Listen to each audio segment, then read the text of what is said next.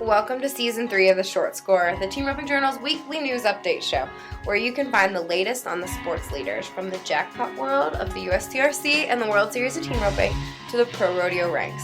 I'm Chelsea Shaffer. And I'm Kaitlin Gustave. And we'll be your hosts.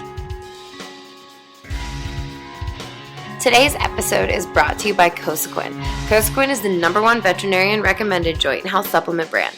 With Cosequin Original, Cosequin Optimized with MSM, Cosequin ASU, and Cosequin ASU Plus, there's a formula suited for all horses at any stage of life.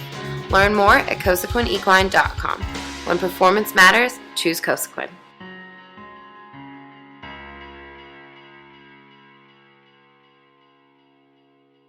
Hey Kaitlin. Hey Chelsea. Hey everybody, welcome to The Short Score. This is the second week in August, and we have a whole lot of ground to cover today. We're going to talk about what's going on in the pro rodeos, of course the Resistol Rookie race, fastback circuit standings on our part, and then we're going to talk about some team roping jackpots that have been going on, and I will also cover the Women's Rodeo World Championship standings, who's leading it, and how that's all going to work. So without further ado, Kaitlin, take it to the ProRodeo Road.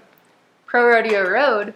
Well, first I do want to note that Nelson Wyatt and Levi Lord, I don't know if you guys saw the video we posted from North Platte, but they were 3-8, and I didn't know it, but that beat the arena record at that rodeo. So I wanted to note that. That was a really great run from those guys. Look at those two fixing to make the finals. Right?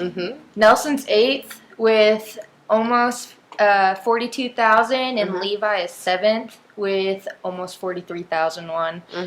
It's going to be both their first year to the NFR. Yep. And Nelson was also in 2017 the all-around and heading Resistol Rookie of the Year. Super exciting. They've been on a roll the past few months, so I'm excited to see them at the finals. Hopefully.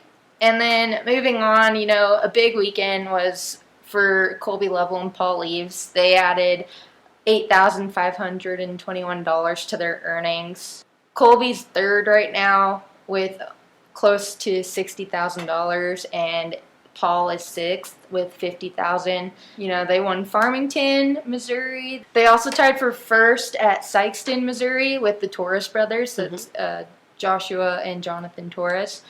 And they tied Aaron Sinigini and Kyle Lockett at Logan, Utah for 6th, and tied Tyler Wade and Billy Jack Savins for 7th at North Platte. You know, big weekend for them. Colby, he's in the hunt for a world title. Talked to him earlier, and he said, you know, he's already made the NFR X amount of times. That's not what he's going for anymore. He doesn't want to just make the NFR without a chance at that gold buckle. So that's super awesome. I'm excited to see them and see how the year pans out. Yeah, and certainly having Paul Leaves at the finals has proven very lucrative in years past. So I think it'll be a good time for Colby.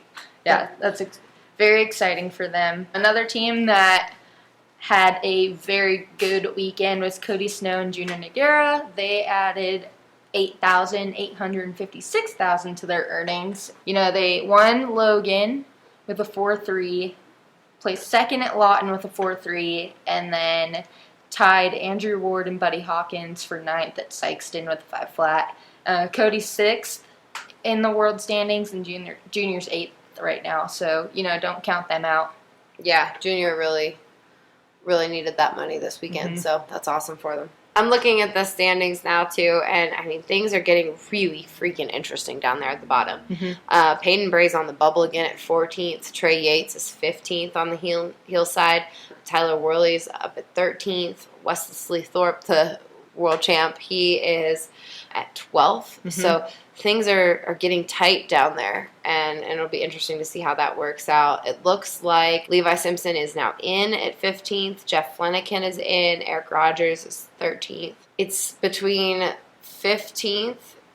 15th has 34,001. There are 3 guys with 34,001 from 15th down to 17th. That's Levi Simpson, Bretton Hall, and Clay Ullery. So things are tight. I know Jake Edwards on the hillside popped back out of the top 15. He was from New York, and he was in there. So they've got to do some scrambling, and it is a bad time of year to do some scrambling and need money. Yeah, we just kind of finished off the last big rodeo weekend for the season, so it's going to be whoever can get to every little tiny town rodeo or big rodeo that's happening in these next few weeks. So it's going to be tight ship. Yep, yeah. There's not just a bunch to be won. I will.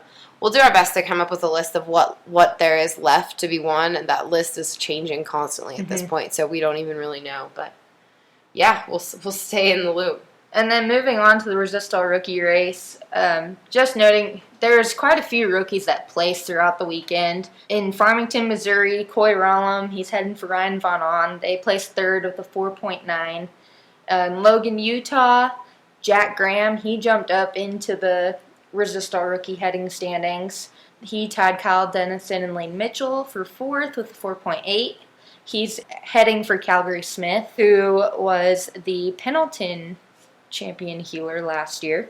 Next is from Lawton, Oklahoma, Clay Futrell, who's healing for Corey Kidd. They tied Andrew Ward and Buddy Hawkins for 7th with a 5 flat. In Lamar, Colorado, Tanner McIerney, he's healing for Brent McIerney, and they're 4.7, second there. In Lawton, Oklahoma again, Jared Fillmore, he's healing for KC2 now. He was healing for Colby Lovell. They tied Luke Brown and Patrick Smith for 9th with a 5.1 second run. Bradley Johnson is healing for Gavin Foster. They were 4.6 at Lamar, Colorado. They won that. And Jake Beard is healing for Jace Johnson. They won first at Big Timber, Montana with a 6.1 second run. So, those guys are all Resistol rookies in the headings and healings. We're seeing a lot of them placing right now. So. Yep, absolutely. All right, in the circuit stuff, Kaitlin, we obviously cannot cover every circuit right now because every circuit isn't happening. But tell me what's going on in the ones that are seeing some action. Well, Mountain States, hello, home circuit. Colin Teller, he's leading the Mountain States circuit healing. Him and Rhett Anderson won Yuma, Colorado with a 4.5 second run, and that paid almost $2,000. So yeah, Colin's leading the healing standings in the Mountain States circuit. In the Prairie circuit, Bubba Buckaloo, he is in that circuit. He and Cole Davison won Lawton, Oklahoma with a 4 flat, and that was a big win for Bubba. Yeah. $5,581. Yep. So that is great. I saw Bubba got back on his old gray horse at Lawton. I was watching on the Cowboy Channel. Shout out to our friends over there. And he got back on old Silver that he's had forever, so it was cool to see Silver. Super awesome. Yeah. That's a great horse. And then talking again about that Resistol rookie, Jake Beard, in the Montana circuit, he and Jace Johnson, they won Big Timber, Montana with that 6-1, and that paid a little over $1,000. So good for them in the Montana circuit and getting him some Resistol rookie money. And finally, in the Badlands circuit, Jason Shaffer and Cole Robinson were 5 flat at Sioux Falls, South Dakota. Okay. All right. Now, we're looking ahead to the U.S. Finals, the USTRC's National Finals presented by Cinch. We will be there. Kaitlin and I will be there. We're going to have all kinds of cool, unique coverage from that. That will be in September 8th to the 13th. The horse sale, a big open. It's going to be fun. If COVID's got you down, if you are kind of sick of being locked up, mask up and come out. As long as you're on a horse, you don't have to wear a mask. If you're on foot, you need to wear a mask. But we are looking forward to seeing everybody there. We will be there, our whole team from all of our offices. We will be healthy, we will be there, and we will be masked up. We will be masked up.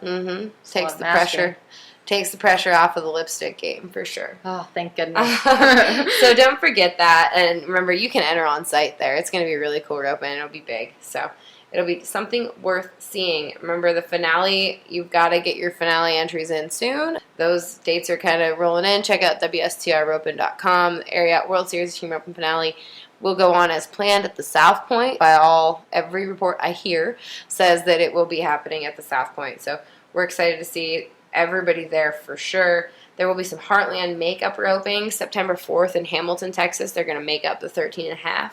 September 27th in Abilene, Texas, they're going to make up the 9.5. And October 24th in Hamilton, Texas, they're going to make up the 11.5. Those are ropings that got canceled during the complete shutdown. So make sure you get those on your schedule, especially all of our Texas friends. Make sure those have been huge all year. COVID or not, those ropings have been breaking records. So come on out. Speaking of another good roping, the All-Star Team Roping Finals were this past weekend in Guthrie, Oklahoma. You'll have to check out their Facebook page for all the results, but I'm thinking it was pretty huge. I know Kaitlin Helton won the all-girl with Lorraine Moreno. That's an awesome all-girl team. Hope Thompson won second with Kelsey Chase. There was some World Series qualifiers there. It was a huge roping. Over 2,500 teams in the first 3 days. I saw from Oli's Images posted that it was like 10:30 at night and they were getting ready to start a roping that had 530 teams. So really love to see everybody out there. Hope everybody stayed safe, socially distanced, healthy. We don't want anybody getting sick. And the Legends match is up on our Facebook page too. You can watch the final run that Jake and Clay beat Speed and Rich in the Legends match, which was in good nature and really a fun deal for everybody.